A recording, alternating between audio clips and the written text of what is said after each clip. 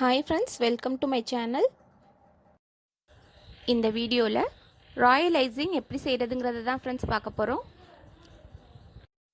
இதை ஸ்விஸ் மெரிஞ்சின்னு சொல்லுவாங்க. நம்ம விப்பிங் க்ரீம் வச்சு செய்கிற க்ரீம், பட்டர் வச்சு செய்கிற க்ரீம்லாம் வெளியில் ரொம்ப நேரம் வச்சுருந்தோம்னா மெல்ட் ஆகிரும்.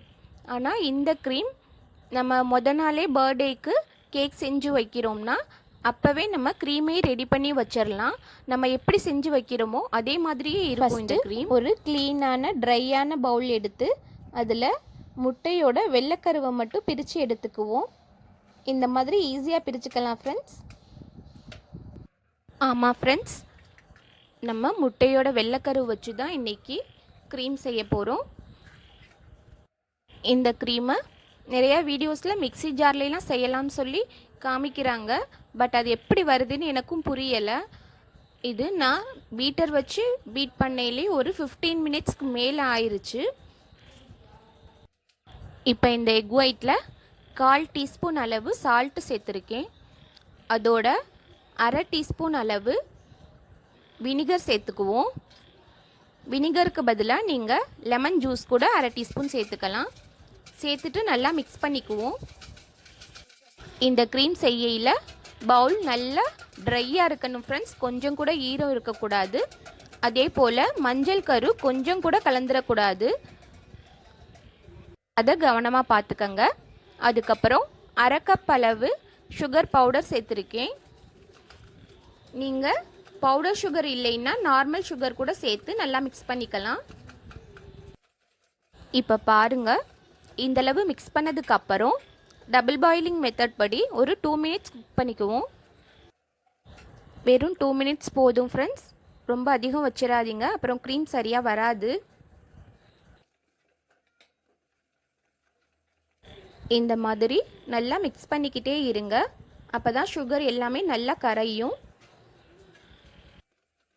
நம்ம சேனலில் நிறைய கேக் க்ரீம் வீடியோஸும் ஸ்பாஞ்ச் கேக் வீடியோஸும் பர்ஃபெக்டாக எப்படி செய்கிறது, அதுக்கப்புறம் விப்பிங் க்ரீம் டியூட்டோரியல் எல்லாமே அப்லோட் பண்ணியிருக்கோம் ஃப்ரெண்ட்ஸ்.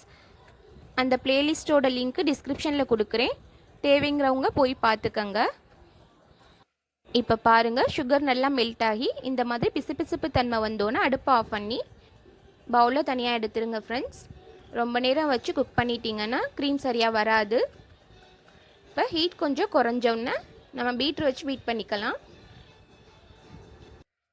இதே இது உங்கள்கிட்ட எலக்ட்ரிக் பீட்டர் இல்லைன்னா இந்த மிக்சரை மிக்ஸி ஜாரில் சேர்த்து ஒரு 5 மினிட்ஸ் நல்லா விட்டு விட்டு அரைச்சி எடுத்துக்கங்க. அதை ஒரு பவுலில் சேர்த்து ஒரு கரண்டி வச்சு ஒரு 15 மினிட்ஸ் நல்லா பீட் பண்ணிக்கிட்டே இருங்க. அது கொஞ்சம் கஷ்டமான ப்ராசஸ் ஃப்ரெண்ட்ஸ், அது செய்கிறது கொஞ்சம் ரிஸ்க்கு தான். நீங்கள் சொன்னீங்கன்னு செஞ்சேன், கேக் க்ரீம் நல்லா வரல அப்படின்லாம் சொல்லிடாதீங்க. அது கொஞ்சம் டைம் எடுக்க தான் செய்யும். ஏன்னா நம்ம பீட்டரில் செய்யலே 10 மினிட்ஸ்லேருந்து 15 மினிட்ஸ் வரையும் ஆகுது. இது இவ்வளோ ஸ்பீடாக பீட் பண்ணையிலே அந்த நேரம் ஆயிடுச்சு. நம்ம கையில் எவ்வளோ ஸ்பீடாக அடிக்க முடியுங்கிறத நீங்களே யோசித்து பார்த்துக்கங்க. அப்போ அதுக்கேற்ற மாதிரி டைம் எடுக்கும்.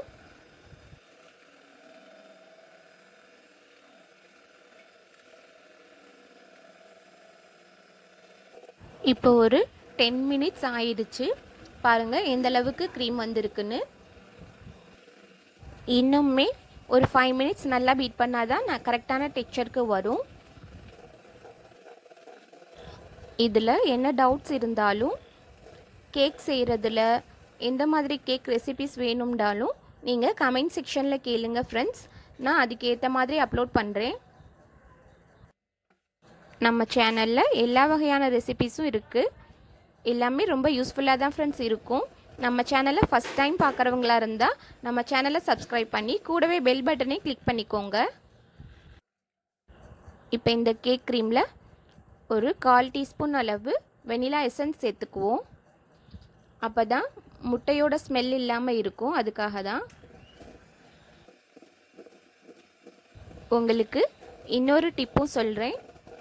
கேக் க்ரீம் நல்ல ஸ்டெபிளைஸாக வேணும்னா பட்டர் க்ரீமாக இருக்கட்டும், வனஸ்பதியாக இருக்கட்டும், ராயல் ஐசிங்காக இருக்கட்டும், அதில் 1 டேபிள் ஸ்பூன் அளவு கார்ன்ஃப்ளவர் சேர்த்துக்கங்க. நீங்கள் எந்த அளவு குவான்டிட்டி செய்கிறீங்களோ அதுக்கேற்ற மாதிரி கார்ன்ஃப்ளவரோட அளவை அட்ஜஸ்ட் பண்ணிக்கோங்க. இப்போ நான் செய்கிற அளவுக்கு 1 டேபிள் ஸ்பூன் அளவு கார்ன்ஃப்ளவர் சேர்த்திங்கன்னா கேக் க்ரீம் நல்லா ஸ்டெபிளைஸாக இருக்கும் ஃப்ரெண்ட்ஸ். ரொம்ப டக்குன்னு மெல்ட் ஆகிராது. உங்களுக்கு இந்த வீடியோ பிடிச்சிருக்கு, யூஸ்ஃபுல்லாக இருக்குன்னு நினச்சிங்கன்னா இந்த வீடியோக்கு ஒரு லைக் கொடுத்துருங்க ஃப்ரெண்ட்ஸ். அதே இது வீடியோ பிடிக்கலைன்னு நினச்சிங்கன்னாலும் வீடியோக்கு ஒரு டிஸ்லைக் கொடுத்துருங்க. நம்மளோட ராயல் ஐசிங் ரொம்பவே சூப்பராக ரெடி ஆயிருச்சு. பார்க்கவே ரொம்ப கிளாஸியாக இருக்குது. டேஸ்ட்டும் நல்லா தான் ஃப்ரெண்ட்ஸ் இருக்கும். ட்ரை பண்ணி பாருங்கள். ட்ரை பண்ணி பார்த்துட்டு டேஸ்ட் எப்படி இருந்துச்சுன்னு கமெண்ட்ஸில் சொல்லுங்கள். நான் இப்போ கப் கேக்ஸ் ரெடி பண்ணிக்கிட்டு இருக்கேன். அதில் நான் அப்ளை பண்ணி காமிக்கிறேன். கப் கேக்ஸ் எப்படி செய்கிறதுங்கிறதும் நம்ம சேனலில் இருக்குது. லிங்க் டிஸ்கிரிப்ஷனில் கொடுக்குறேன் ஃப்ரெண்ட்ஸ். வேணுங்கிறவங்க செக் பண்ணிக்கோங்க. நம்மளோட கப் கேக்ஸ் ரெடி ஆயிருச்சு. நம்மளோட ஐசிங்கை பைப்பிங் பேக்கில் ஃபில் பண்ணிக்குவோம். இவ்வளோ நேரம் இந்த வீடியோவை பொறுமையாக பார்த்ததுக்கு ரொம்பவே நன்றி ஃப்ரெண்ட்ஸ். இன்னும் நிறைய cake recipes and cake cream ரெசிபீஸ்க்கு நம்ம சேனலை சப்ஸ்கிரைப் பண்ணி கூடவே பெல் பட்டனை கிளிக் பண்ணிக்கோங்க. பெல் பட்டனில் ஆல்ங்கிற ஆப்ஷனை செலக்ட் பண்ணிக்கோங்க. அப்போ தான் நான் போடுற வீடியோஸ் உங்களோட உடனுக்குடன் வந்து சேரும். தேங்க்யூ.